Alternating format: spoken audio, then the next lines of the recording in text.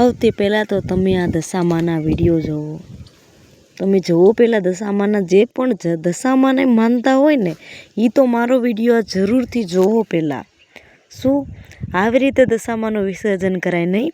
જો તમારામાં દશામાને આ વડાવવાની તેવડ ન હોય તો દશામાને ઘરે લવાય જ નહીં.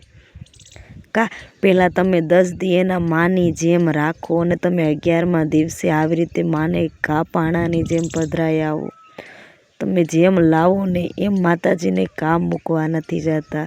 જો તમે કચરો જોવો અહીંયા, એ તમારી માં હતી ને તમે આવી સેવા કરી દશામાની આવું જોઈને કોને દુઃખ ન થાય?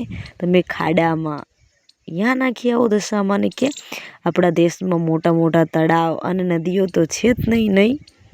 વાહ, આવી રીતે દશામાની ભક્તિ ન કરાય. માં છે એ આપણી માં, એને આવી રીતે ક્યારેય ન નખાય. જો આવા ખાડામાં નાખી દીધી. જો પેલા માની જેમ માની ડીજે લઈને જાય લેવા માટે ને જો પથરાની જેમ બસ એક વીણીને ઘા કરી દે. નહીં, એ માં થોડી છે, એ તો કચરો છે. નહીં, તમારા બધાના મનમાં તો આવું લાગતું હશે ને? નહીં, વાહ, આવા દશામાના ભક્તો જો આવી રીતે ઘા કરે પથ્થરની જેમ. એટલા માટે જ મેં આ વિડીયોઝ બનાવ્યો છે કે તમે બધા લોકો જો દશામાની સેવા ના કરો, દેશી પે લઈને ઘા કરવા માટે તમે બધા મૂર્તિઓ લાવો છો, માતાજીનું અપમાન કરો છો. નહીં, અરે હજી તો જુઓ, આ જુઓ, તમે જોઈ લ્યો. આવી રીતે નખાય માને.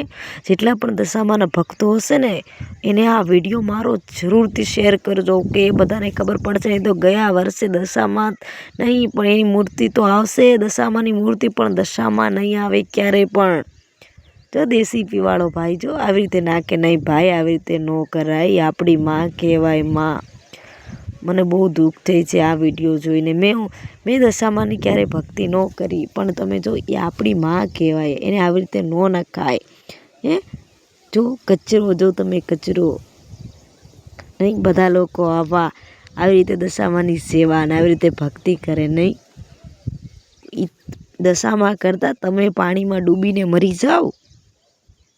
અમારી માવડીઓને આવી રીતે નાખે. જેટલા પણ દશામાના ભક્તો હશે ને એને શેર કરજો વિડીયો.